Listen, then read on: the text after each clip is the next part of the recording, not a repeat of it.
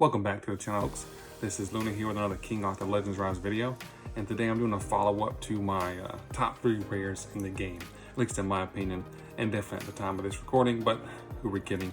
Probably not going to be adding any new rare characters, and maybe never, right? But for the sake of time, we'll go ahead and jump in and get started. So of course, this may be some discussion, right, between I'm picking Kay here as number 2. Some people may say she's number 1. Potato right at this point. But as far as rare damage dealers go, she is definitely, in my opinion, hands down the best, especially because of her utility and her kit. So you think, well, why is she so good? Mainly because of the damage she can put out, and that you can use her A2 versus some other characters in either A3, especially if you're talking about the early game, because of having issues with the vigor being available, right, for those attacks. So if you look at her Storm Relic here, her A2 is attack one enemy 4 times at 208% damage once you get this fully booked out, and that's pretty huge. And then this one attacks all enemies 4 times, right, 160%, so it's also a very good skill. And if we were to check out some of our other relics, are pretty much the same, except this one is her A2 is the AoE, but it's only 84%, so that does drop down, but also has the chance to inflict that recovery disruption. And on this one, her A1 attacks one enemy, total damage 286, so that's definitely more damage from each hit. However, it's only 2 times versus a 3 time.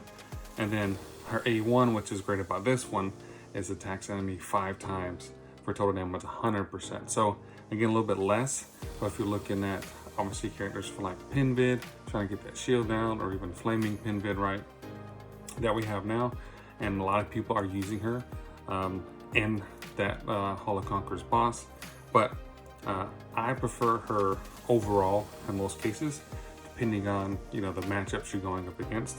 Is this A2s, you get same amount of hits as the A3, as the A2 on the Storm Relic. However, you're getting slightly more damage this time, with it being 236 versus I think it was 208. Yeah, 208. So you actually get a little bit more damage output by using her Flame Relic. But look at her passes here real quick. When attacking, 100% chance to grant attack increase 2 to all stag favors allies for 2 turns. Then charges all stag favors attack gauge by 20%. So basically having her on a team with other stags, like for example, King Arthur is great, or Tristan is great for a lot of different areas of this game as well. Then nimble steps. At the start of the battle, 100% chance to gain evasion rate increase 2. So if you go up against her arena, it could be kind of annoying because you're constantly missing. And then she's gaining effect accuracy for 2 turns, and then crit damage increase for the rest of the battle. Again, that's only 1 versus a 2 or 3, but hey, she's basically bringing some buffs, she's speeding up your team, and she's also doing pretty good damage output. And you see total stats, her attack is really not that great, mainly because of what I have her, the gear in that she's in, and then attack speed 205, HP just under 25k there. So you see here nothing great with her kit, mainly because of a lot of the gear the better gear that I have is on some other champions. But I do have her an Ascension right for the attack. I would love to have this as a 6-star to get more damage. And I do have her crit damage here, earrings. And then I have her attack speed on the ring because of having hit accuracy attack for the orb. And again, she just sent broken pieces here just for the sake of getting a little bit more stats. So you can see there's obviously a lot more optimization that you can have with her kit. But for damage dealers, primarily I'm using King Arthur in a lot of places over Kay, but just showing you that she can be very beneficial without having the best gear on her. And then I don't even have some of these fully maxed out. I did just shortly before the video just go on and add a little bit more to her Flame Relic, because that's what I'm gonna showcase her in real quick. But again, kind of go over some areas real quick that she's great in. Power up dungeon, right? Obviously, she's phenomenal in playing a beast. She could be okay in burning lands, but I really want to use her because you really need to use dot damage, and she doesn't bring that, so I really want to use her in there. Frozen Plain, you can definitely use her because of that recovery disruption, especially if you don't have an Accolon at the beginning of the game. And again, she can do a lot of damage. Then also for Shrine of Storms, right? Because she's speed boosting your team and she can put it out, has a good damage output. She can definitely be used here as well. And again, really before I had King Arthur, I was using K for a lot of my damage until I got like my King Arthur and my Iroquois. K was my go-to damage dealer. Other areas, equipment dungeons, so she's good in basically any of these dungeons. However, Padarge, I would definitely, if you have a King Arthur, right, definitely go him over K. But for progression's sake, she can definitely help you out with any of these dungeons. I used her again at the beginning stage while I was progressing until they came out with King Arthur, and I was able to obviously get him built up to kind of replace her. But Dimensional Rift, right, she can be good as well, especially because you got to have the relic set up right. Again, she does that good output. And looking for the frost, she can put that recovery disruption, which is great. Hall of Conquerors. So I'm not currently using Hall of Conquerors because of the survivability that I need. But if you come over here and look at what the different teams are using, a lot of people were using K. Of course, she's not going to show up now, but on a lot of initial teams, and I'm probably going to make a liar of myself, but I know initially when these came out, a lot of people were using K. There we go. Some people using K in this dungeon as well. I'm like 141 hearts with that team. And again, a lot of damage, probably more damage coming from King Arthur. But again, she is great. There's another team there using 125 hearts. So she can definitely be used here because of that Frost Relic using that A1, which gives you that 5 times hit to help bring down that shield. And also you have to worry about there being a bigger challenge between your other characters. So for other progression, Forbidden Dungeon, she's also great, especially when you come to the hard section and then you have to use certain rare characters. I mainly go between this character and the other character that I'll showcase in the next video for who I believe is the #1, so definitely stay tuned for that. But when there's character requirements that requires a rare, I'm going between those two champions to kind of progress in the Forbidden Dungeon as well. And of course, Favorite Dungeon, she's great because she's bringing that speed boost for your team.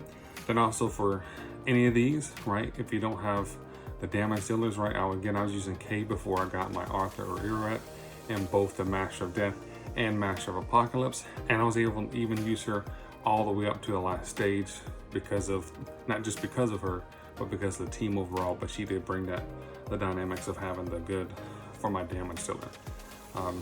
But we'll actually do a little quick showcase in here. And again, she is not doing the most damage here. However, she's kind of just cleaning up afterwards. So again, this is not a speed run, but just to show you that you can get through this pretty fast, right? Definitely far from the fastest in the world. I know I have seen videos earlier on when King Arthur came out that people using K and Tristan, I think knocking them out within the first like 10 seconds or so. But Tristan's really in there to break that shield, and then K comes in at the very end for the last little smack and clean up, right? So definitely not the biggest all-star here, but just to show you that hey, she can hit pretty hard. Let's check the stats real quick. So think about that quick little hit, 37,000. So basically almost as much as, well, about a little over half of what Tristan had there. But again, if this was for longer battles, she definitely can shine more often because of those multiple hits. So definitely early progression, great champion. Mid game, right, I still see her sometimes in the arena, and thankfully after months of playing, after the reset, I've somehow managed to stay in Platinum 4, even though I've probably played less arena now than I was trying to stay in Platinum 4 to try to work towards Platinum 3. But I still see her as time to time, right, because that evasion rate can be very, very annoying, especially because of these arena matches being time gated. So she could definitely be using the arena as well. But again, if I were to basically put the gear that I have on Arthur over her, right, or put that gear from Arthur onto her, get her attack up to over 6,000, right? Then she would be doing much more damage. But again, what's great about her is not so much that she's the best damage dealer, but she can do a lot of damage. And she's got good AoE damage, she's got a good single target damage, she got those multiple hits to bring those shield down, or the barriers down. Not the shield, the barriers down. So overall, I would say, especially early game, she's definitely one of the best rares. That's why I'm saying she's number 2 here. And like I just demonstrated here, some people are using her Hall of Conquerors. You can use her in endgame and other areas, Forbidden Dungeon, when you have those rare requirement only characters to be used. But at the end of the day, I would definitely invest in her. And then also I would invest in all of her relics, because like we just went through briefly early in the video, she can do a lot of good damage, and she has different versatility between not just output damage, AoE damage, and can also use that recovery disruption. Hope you enjoyed the video, and that's all I have for you guys today. And thanks for stopping by.